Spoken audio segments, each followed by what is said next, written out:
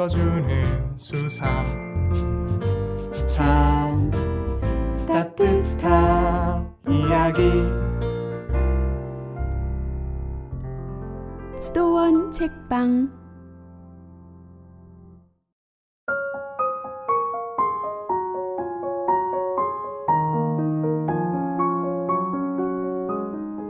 안녕하세요.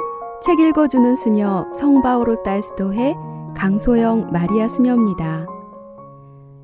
언제나 한 해를 되돌아보면서 하는 말은 다사다난했다고 표현하는데요. 2020년은 뚜렷하게 한 가지 고통을 온 세상이 짊어졌는데 그게 바로 코로나죠. 이 코로나가 지나고 난 뒤에 우리는 어떤 모습으로 서 있어야 할지에 대해 마산교구 이재민 신부님이 조용히 이야기해 줍니다. 안동교구 사제피정에서 강의한 내용을 엮은 이 책은 바오로딸에서 나왔고 제목은 포스트 코로나 시대의 우리입니다. 기원 후 사람. 첫 번째. 포스트 코로나라는 말은 코로나19 대유행이 시대를 그 전과 후로 갈라놓을 만큼 영향을 끼친 사태라는 것을 시사합니다. 인류 역사에서 시대를 가른 사건으로는 그리스도 사건이 있습니다. 그리스도 이전을 그리스도 탄생 전, 그리스도 이후를 그리스도 탄생 후라 부릅니다. 우리나라에서는 기원 전, 기원 후라고 부릅니다. 그리스도 후 시대를 코로나 후 시대와 비교할 수는 없습니다. 그러나 공통점은 있습니다. 그리스도와 코로나19는 가난한 이와 고통받고 소외된 이들을 다시 생각하게 합니다. 그리스도 탄생 사건의 주인공은 마구간에 태어난 가난한 아기입니다. 그 아기를 어떻게 받아들이는가에 따라 기원 전 사람이 될 수도, 기원 후 사람이 될 수도 있습니다. 그리스도 탄생 사건은 십자가 사건에서 절정에 달합니다. 십자가에 달려 사투를 벌이는 저 사람의 아들을 어떻게 받아들이는가에 따라 기원 전 사람이 될 수도 있고 기원 후 사람이 될 수도 있습니다.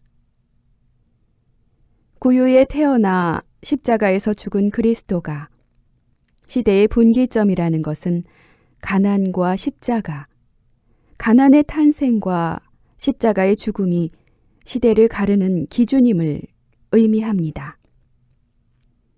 그리스도 후 시대는 그리스도의 옷을 걸친 사람들이 엮는 시대가 아니라 그리스도의 마음으로 사는 사람이 엮는 시대입니다. 그리스도처럼 사는 이들이 만들어가는 시대입니다. 연대적으로 그리스도 탄생 후에 산다 해도 구유와 십자가를 멀리한다면 가난한 이와 고통받는 이를 마음에 품지 못한다면 그리스도 이전에 사는 것입니다. 가진 것을 자기 것으로 여기며 가난한 이들과 나누지 못하고 자기만의 이익과 행복을 위해 신앙한다면 그는 그리스도 이전 사람입니다. 내 삶이 구유와 십자가를 향하고 있는가? 그렇지 않은가? 가난한 이와 상처받은 이에게로 향하고 있는가? 그렇지 않은가? 그 여부에 따라 그리스도 이전과 이후, 기원 전과 기원 후의 사람으로 구분됩니다. 그리스도 후 시대가 열린 지 2000년이 넘었고 이 땅에 수십억의 그리스도인이 살고 있지만 인류는 여전히 그리스도로부터 먼 삶을 살고 있습니다. 어쩌면 우리는 신약 시대에 살고 있다는 착각에 빠져 있는지도 모릅니다. 우리는 내가 가진 것을 가난한 이와 나누기 위해서 온갖 질병으로 고통받는 이들에게 내 몸을 내놓고 쪼개기 위해서, 그리고 그리스도 후에 사람이 되기 위해서 신앙합니다. 기원 후 사람. 두 번째.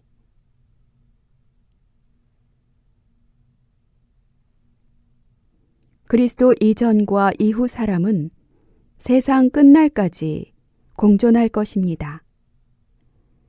모든 인간이 그리스도 이후의 삶으로 부르심을 받았습니다. 모든 인간이 그리스도의 제자로, 사도로, 사제로, 왕으로, 예언자로, 목자로 부르심을 받았습니다.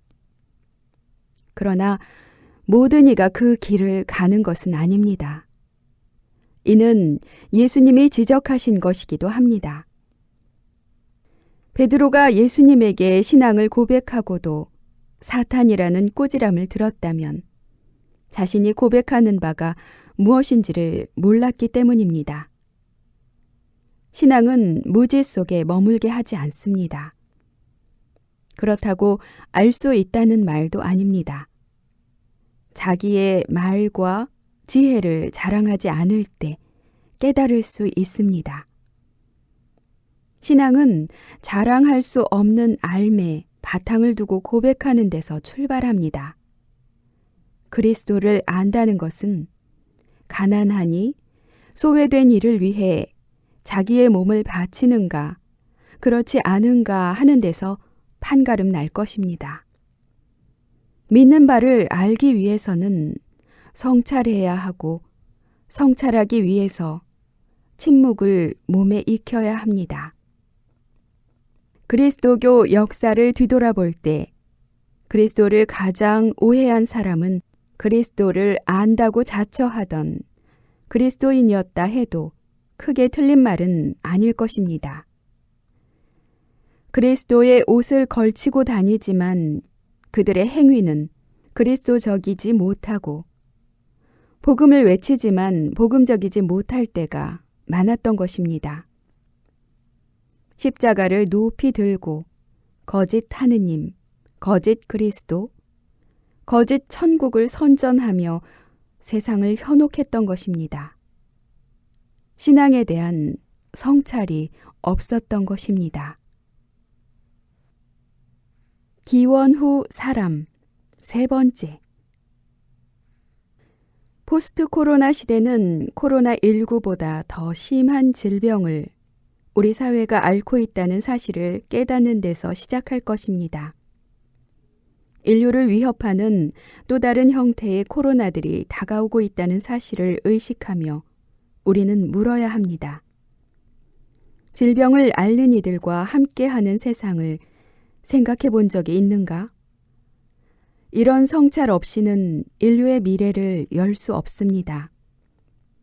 예수께서 말씀하십니다.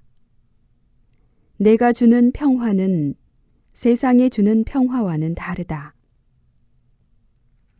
예수께서 생각하시는 평화와 세상이 생각하는 평화가 어떻게 다르다는 말인가요? 나만의 복지와 나만의 안전을 위한 사회는 없습니다. 가난하고 질병을 앓는 이를 품어주는 공동체에서 우리는 평화를 이야기할 수 있습니다. 코로나19는 우리를 성찰하게 합니다. 포스트 코로나 시대를 설계하며 정책을 내놓는 이들의 마음에 과연 고통받는 이들은 얼마나 자리를 차지하고 있는가? 우리는 가난하니 소외되니 이방인을 어떻게 대하는가? 교회는 그동안 가난한 그들을 위하여 무엇을 했는가? 그들에게 마음을 주었는가? 세상의 논리에 따라 모든 것을 돈으로 해결하려고 하지 않았는가? 돈만으로 세상의 안정과 평화를 선사할 수 있다고 생각하지 않았는가? 믿는 대로 된다며 우상을 숭배하게 하지는 않았는가? 돈과 권력과 명예에 대한 집착은 포스트 코로나를 여는데 가장 강력한 장애물임을 잊지 말아야 합니다. 인류는 처음부터 이에 집착하는 질병을 앓고 있습니다. 기원 후 사람 네 번째. 코로나 질병은 그리스도의 신앙을 원천적으로 성찰하게 해주었습니다.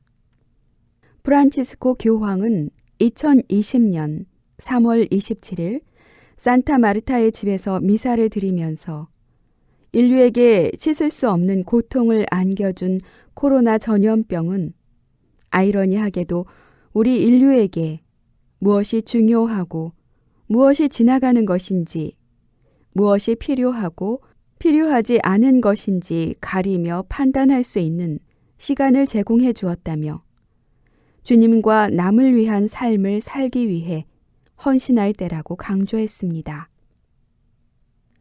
프란치스코 교황은 5월 14일 미사에서는 모든 종교의 신자들을 기도에 초대했습니다. 교황은 작년 11월까지만 해도 팬데믹이 무엇인지조차 몰랐는데 인류가 불안과 공포에 휩싸이고 많은 사람이 죽어나가는 현실을 상기시키면서 종교를 초월하여 이들을 위해 기도하자고 제안합니다. 나는 전염병에 안 걸렸으니 다행이다. 고맙다고 생각할 수도 있겠지만 다른 사람들을 생각하며 기도하자고. 코로나가 경제와 교육에 미칠 비극과 그 결과를 생각하며 함께 기도하자고 제안합니다.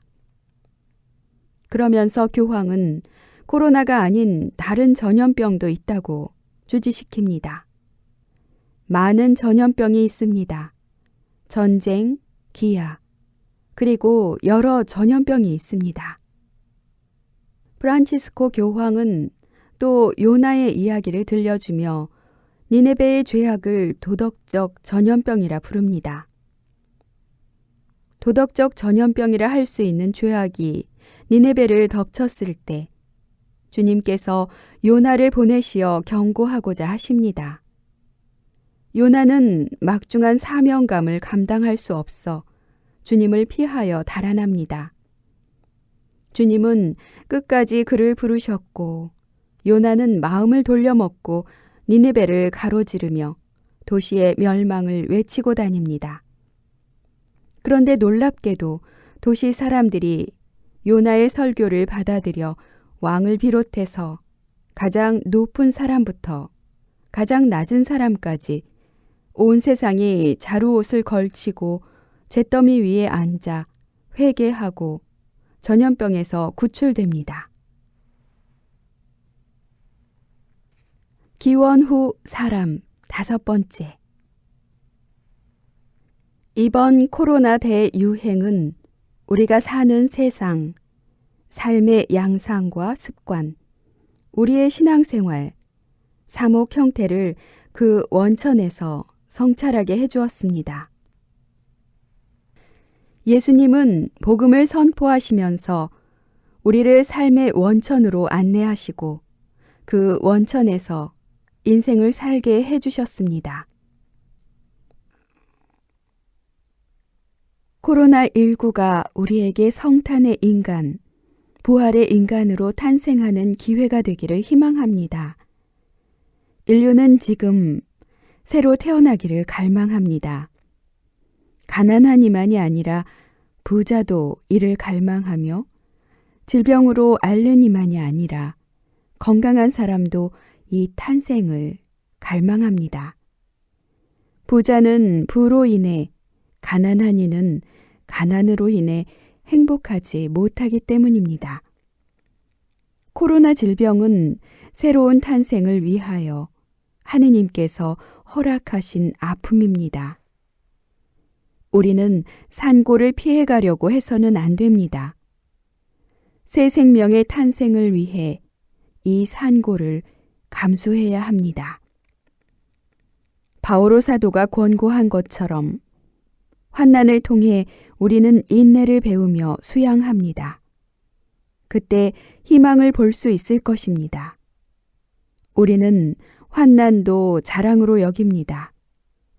우리가 알고 있듯이 환난은 인내를 자아내고 인내는 수양을, 수양은 희망을 자아냅니다.